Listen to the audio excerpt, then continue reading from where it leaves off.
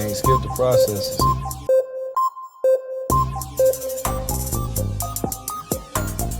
On the road again. Man. I just can't wait to get on that road again. I'm out here with a true friend. Nah, I'm just playing. Better than a friend today. We on it with bro today, y'all. Yep. I don't know if y'all can see bro yet, but bro and not. Let me get that motherfucker on over there. Oh yeah. We are on the road, chasing assets, leaving them liabilities behind. Definitely. We'll leave them liabilities to y'all, whoever chasing them liabilities. We coming with that all of a sudden podcast too for the truck drivers. It's gonna be coming out. Bro, we should do probably like once every month, maybe. Yeah. Record once every month. Give some free game and some experiences that I have in this trucking industry over the last 4 or 5 years. 4 or 5 years. Still recording, right? Yes, sir. Okay. Over the last 4 or 5 years, trials, tribulations, ups and downs. Business ain't pretty, it ain't sweet. It can be sweet and pretty at times, but shit, it gets ugly. We got a little time today, so we got about an hour and a half. We're on our way to Columbus. Give them a little breakdown of what we on our way to Columbus to do, bro. I just got this truck off the Ritchie Bros auction. So I'm going to pick this 2020 Hino up, box truck, just to add to the fleet and get me out of one of these rentals. Rental trucks is expensive, almost $1,000 a week. I can save that $1,000 a week and, keep it in house. Yeah. But right now I'm booking loads for this guy got leased on to me, so that's what I'm doing now as we speak. Still trying to book loads and just keep things rolling. So I want to before we get into everything, I want to go back like to the beginning, like where it all started at, like what gave you the mindset, what put you in the direction, what made you want to get into the logistic business.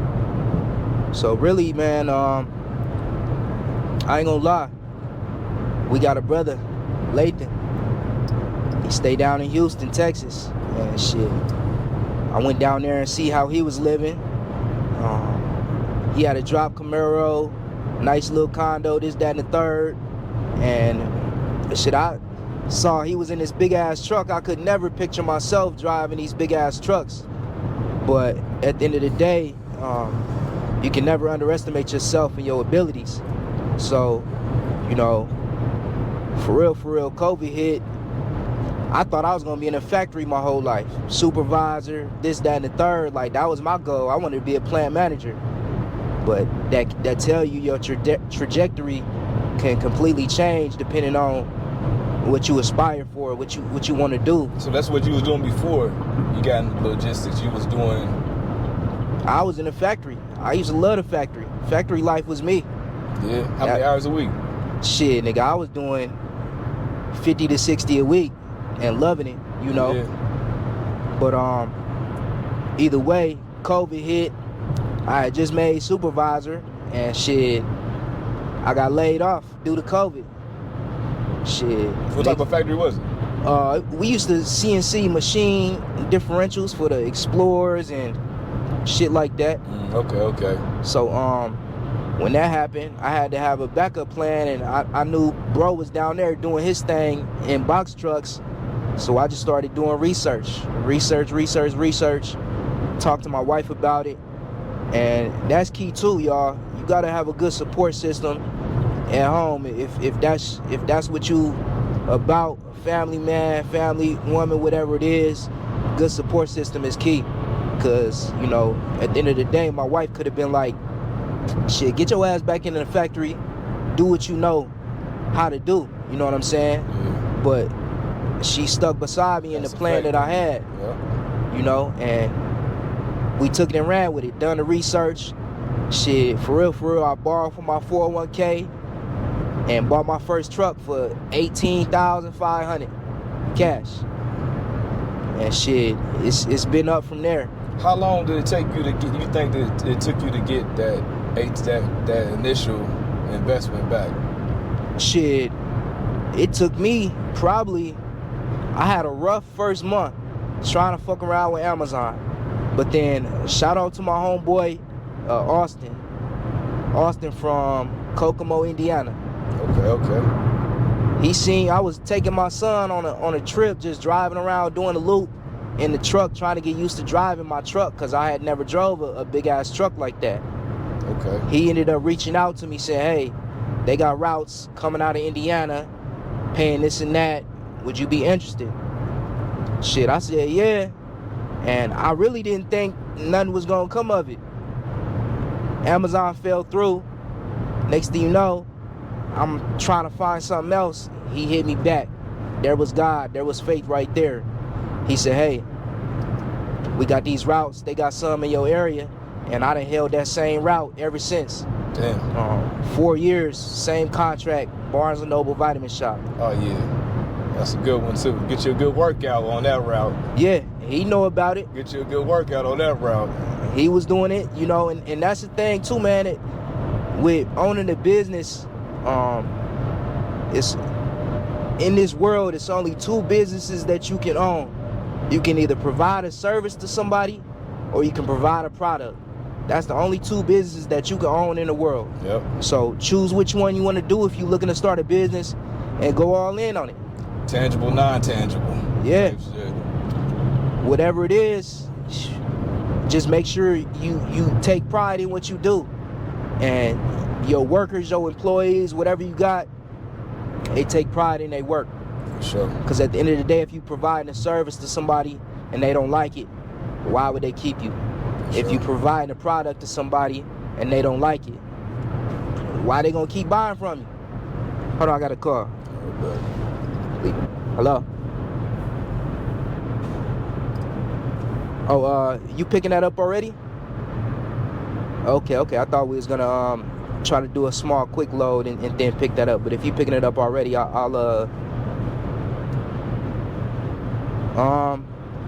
that's what I was gonna try to do, get you a quick little load and then pick that up, because as y'all see, you really ain't gotta pick that up till about 3 is the latest you can pick it up. Everything keeps going. Just sit tight for a second. Let me hit the load board and see where we can find you. All right, bye.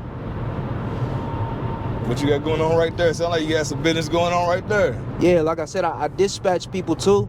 You know, I got a couple guys that's leased on to me, and they give me a percentage to dispatch them and put my company on the side of their truck and run under my company. Okay. It's a lot of ways to make money in logistics. You just gotta You gotta keep on pushing. The best pursue thing, the best thing seems like the more you go, like the farther you go into it, like the more years you get up under your belt, the better it comes out for you if you're doing good business with people, right? Always. It gets greater later. So if you're going through something right now, patience is key. Okay. We want things to work out in the time that we need them to work out to, but that's not how the world works. The world works by being patient and letting things come to you instead of trying to force everything all the time. Yeah, you're gonna have to force some shit sometimes, but not all the time. Sure. Patience is key in anything in life. Don't force it. Just wait till that shit work out and come to you, because at the end of the day, you need patience, period, for anything. What do you think has been your biggest hassle, like on a daily basis, when it comes to this business? Biggest hassle, honestly, man, it's workers. You gotta find good workers that you ain't gotta depend on it. And I tell my drivers, like, I don't want to have to babysit you. You know where you supposed to be, and you know what time you supposed to be there. Mm-hmm. Don't have nobody calling me asking me where you at. So at the end of the day, just like, you got to look at it as like sports. You building a team. Yes, sir. You only as good as your weakest employee, weakest worker, weakest point guard, weakest wide receiver. And it's like business. they'll find holes in your defense. For sure. You know, so you got to stay on point and make sure everybody else is on point. Because at the end of the day, if your worker ain't doing what they supposed to do, it's falling back on you. Like, motherfuckers out here complaining about having 1 jobs, running a business. I be having like 4 jobs in one. For sure. And I don't complain. I know what I signed up for.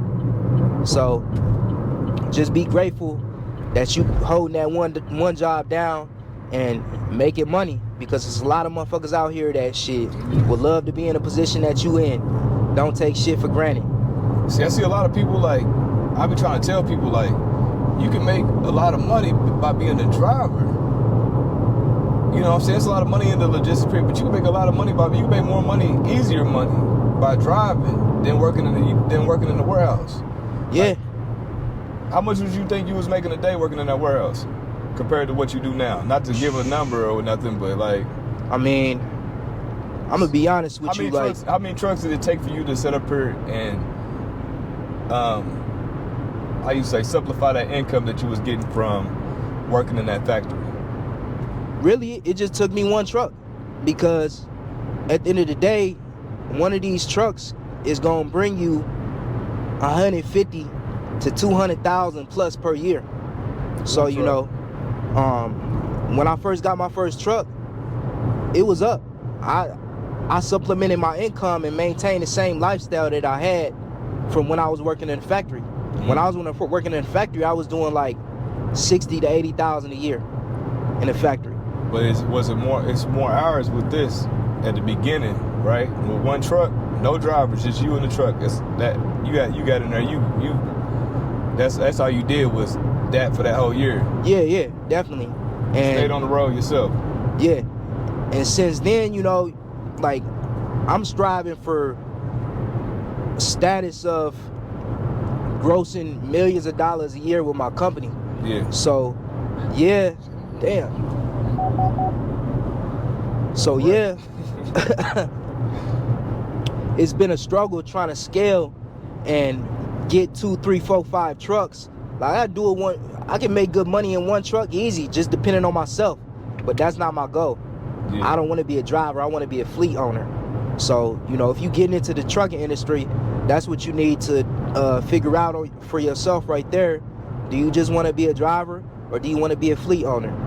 Not to mention, if you want to be a fleet owner, do you have the background to manage people?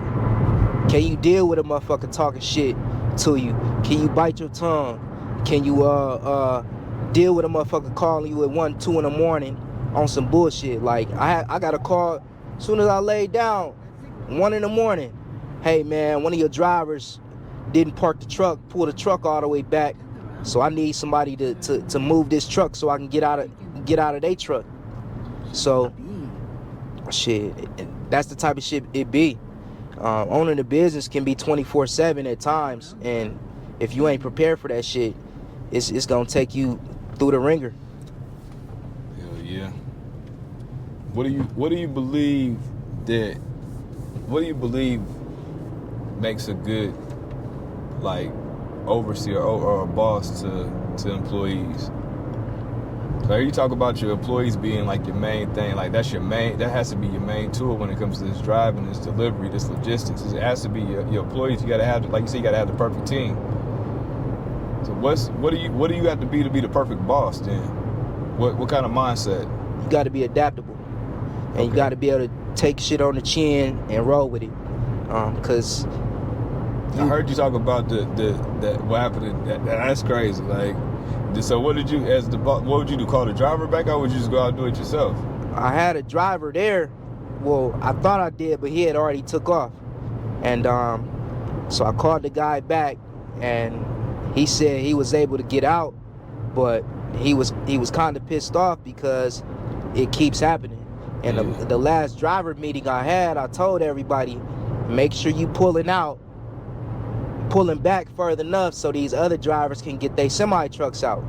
Like, I don't want to call in the middle of the night like I got somebody saying, hey, you need to move your truck. For sure. You know, so that's why everything is based on your employees and your drivers. But the key thing is being adaptable. So we start define drivers at? and I will say this, my first few years, I was just relying on family and friends, and that's not always the key. And everybody knows that in general. So the game changer for me was jumping on Indeed. I put an ad on Indeed, and I probably had 100 people apply. Now, 80 of them probably wasn't qualified and couldn't do the job or whatever, but that still gives you 20 people to choose from. You got options. So that's when I started doing interviews and, you know, figuring out who was the best fit for the position that I needed. Okay. So if you need people, don't sleep on Indeed. Indeed is key. Indeed. Yeah, Indeed.com. Okay. Another thing too, I got another question for you. You know, like a lot of these states, you know what I'm saying, have all these different requirements and stuff like that. With you being based out of Ohio, and the only thing they had to have is a driver's license, am I correct? A regular driver's license? That's it. So like other states, they make you have to have chauffeur's license, and you got to get like all these endorsements on your regular driver's license before you're able to drive these box trucks. When you live in the state of Ohio, you can just hop right, as long as you have a regular driver's license, you can hop right into a box truck. 26 foot. What's the axles? It's all about axles, right? It's all about the weight. So anything under 26,000 GVW is non-CDL. Okay.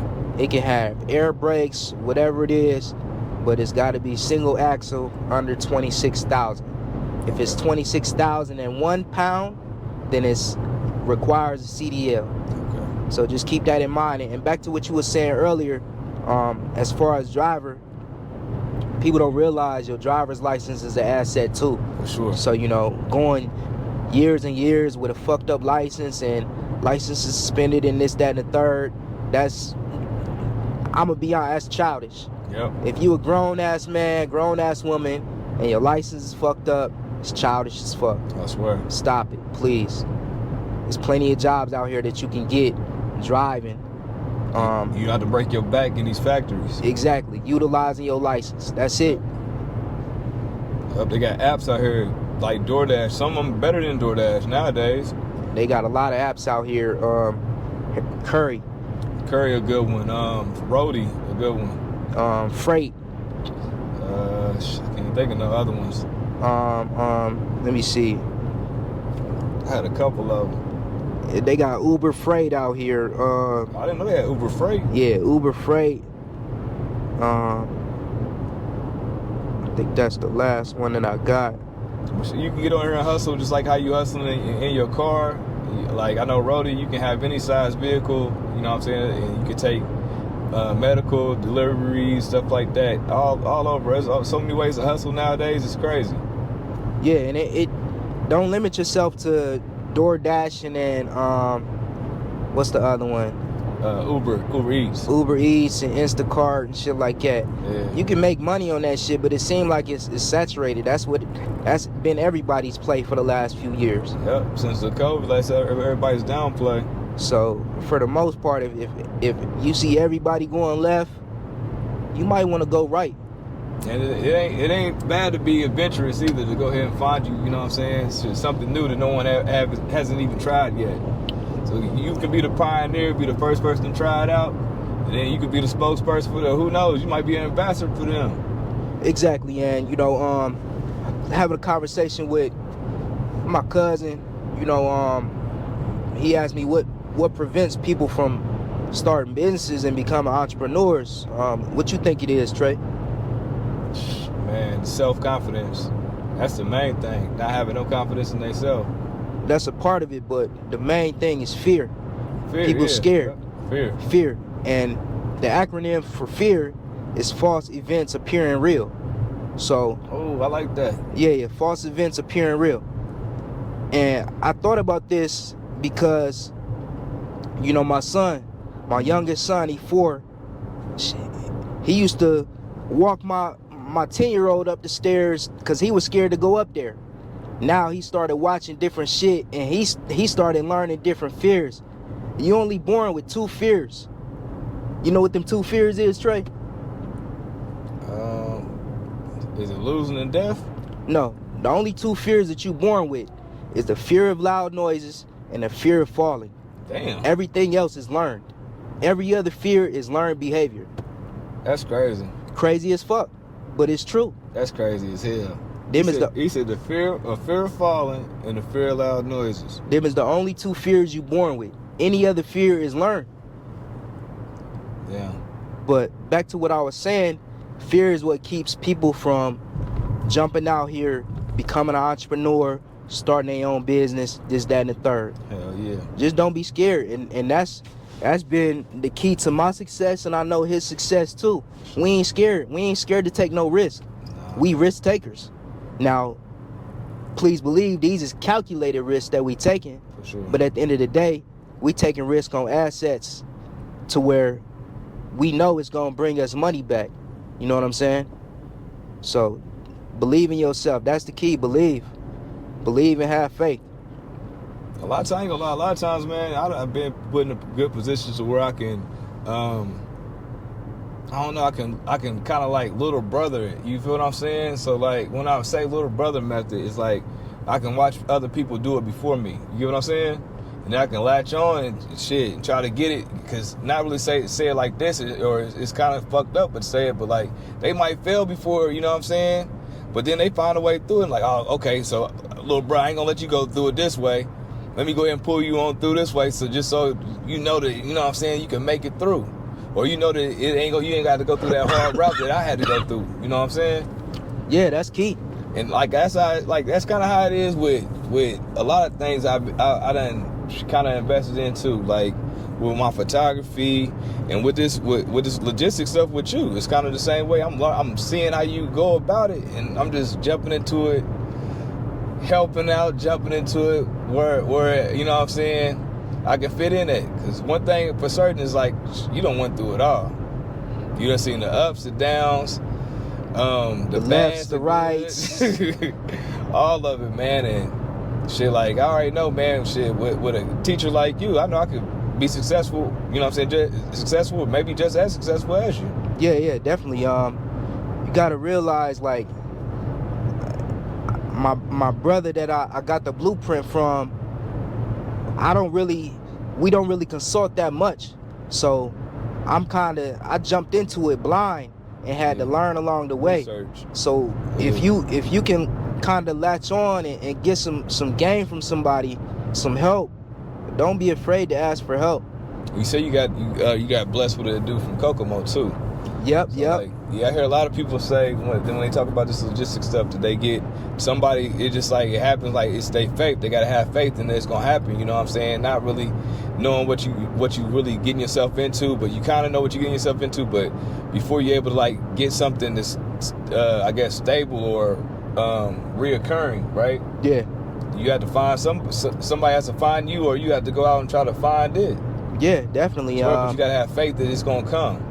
You do it, and you know, because that first door you walk into, it might be the first door that closes on you. It might be the first door. You might get lucky, and that first door you walk into be the one that, you know what I'm saying, lets you in the game.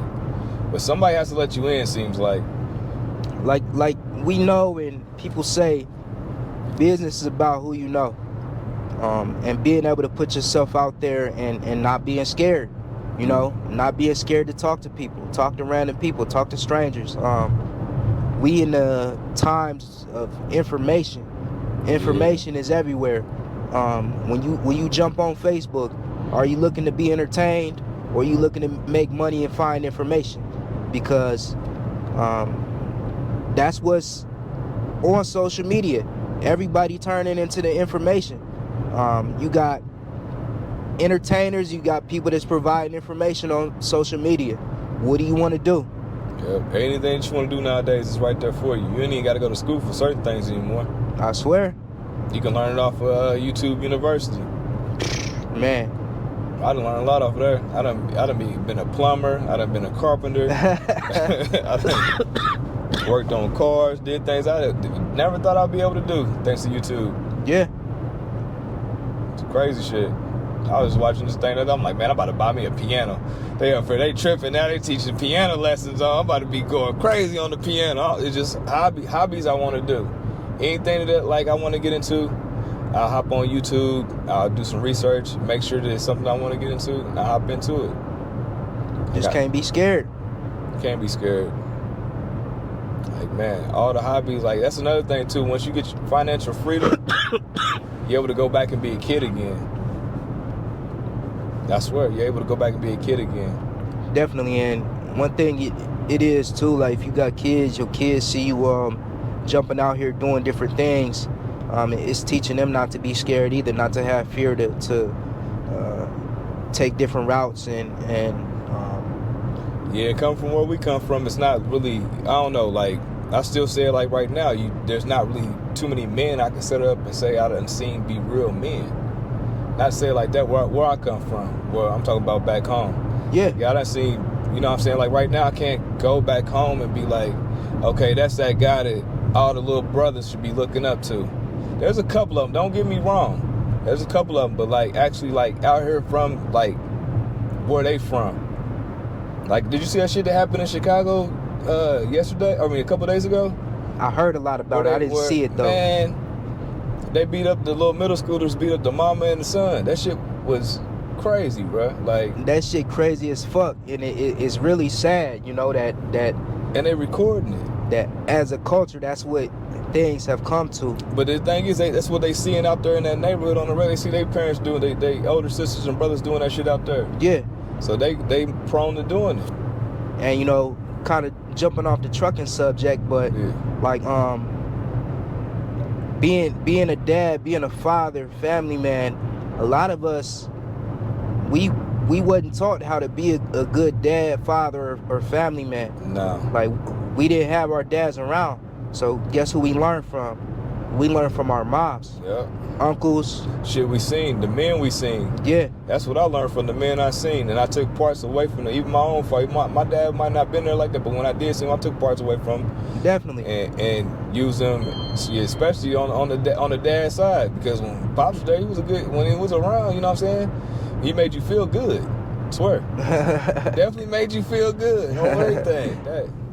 Yeah, and that leads me to my next little subject, influences, y'all. Influences is key. Yep. They key to life, man. We all know this, but at the end of the day, growing up and even as an adult, you influenced by the people that you're around, by the people that you see, whatever they doing. And shit, I was influenced by my brother and my cousins, you know, because I didn't have a father figure around. That's who I saw doing whatever they was doing. So that put me on the path that I was on as a kid, a teen, and even as an adult. You know, my cousin bought his house. That's what made me want to buy a house. You know, for the most part, my brother and my cousin, they always worked the job. So that told me that what you should do is get a job and make legit money. No matter if you're doing something on the side, but always keep a job, because that's consistency. For sure. That's longevity, and you know.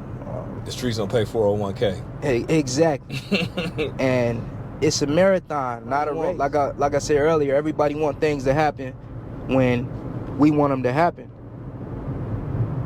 But that's not how the world works. It definitely don't work like that. You gonna want something like everybody. Seems like everybody gets a turn eventually.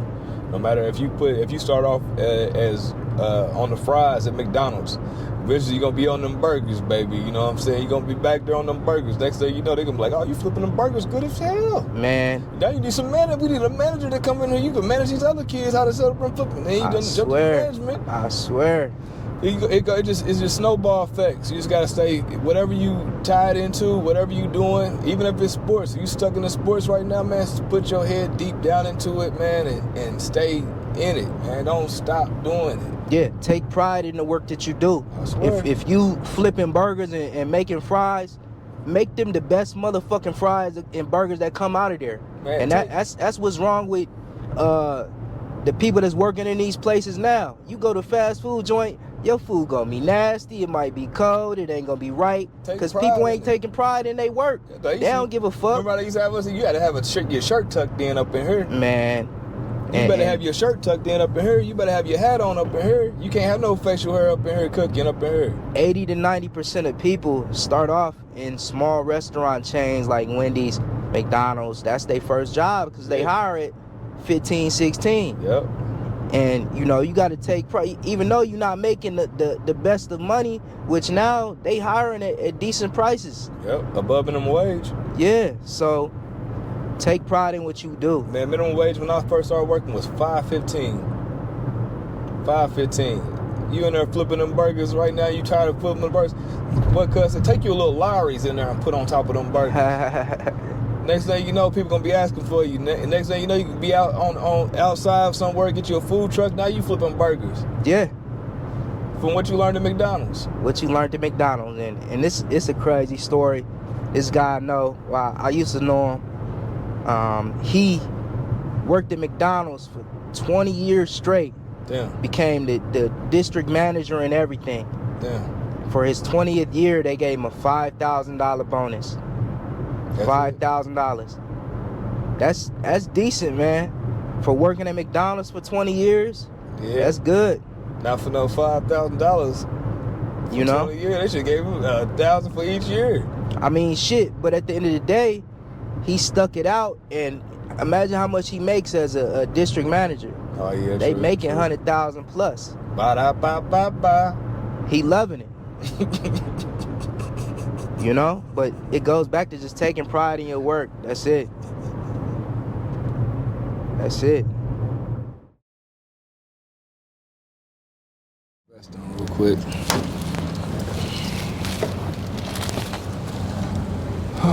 Shit, they say everybody gotta have a vest on out here. You still mic'd up, bro. Okay. It's just sitting right here now. 2020.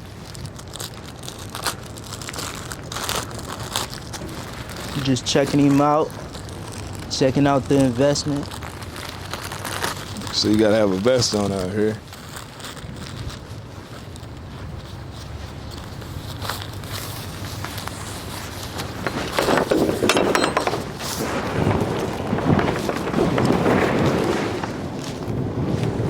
Something.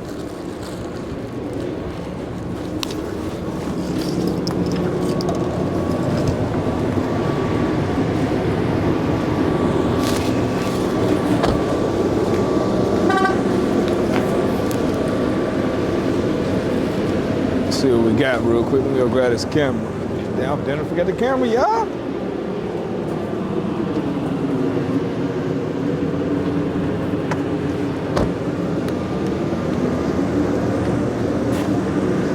Looking like this 2020. It's motherfucking nice, man. Nice as fuck.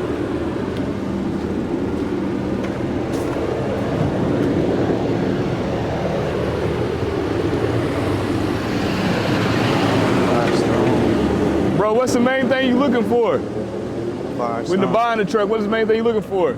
I mean, I done pretty much already had it checked out before I bought it, but for the most part, I'm just looking through the basics. The wheels, shit. Really, wheels. You ain't really got too much to look at on 2020, huh? Nah, the suspension. I checked on the inside. I need to call them up because it does need a jump. It need a jump. Other than that, she good to go, ready. Already. Checked out the back, just make sure the back is good, the box.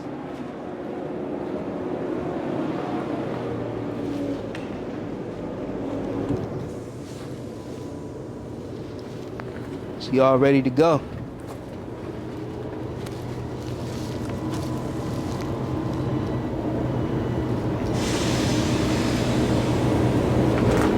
Might need a few minor things here and there, but other than that, she good to go. He asked me what prevents people from starting businesses and becoming entrepreneurs. What you think it is, Trey? Man, self-confidence. That's the main thing. Not having no confidence in themselves. That's a part of it, but the main thing is fear. People scared. Fear. And the acronym for fear is false events appearing real. So Ooh, I like that. Yeah, false events appearing real. Started learning different fears. You only born with 2 fears. You know what them 2 fears is, Trey? Is it losing and death? No, the only 2 fears that you born with is the fear of loud noises and the fear of falling. Damn. Everything else is learned. Every other fear is learned behavior. That's crazy. Crazy as fuck, but it's true. That's crazy. Can't skip the processes.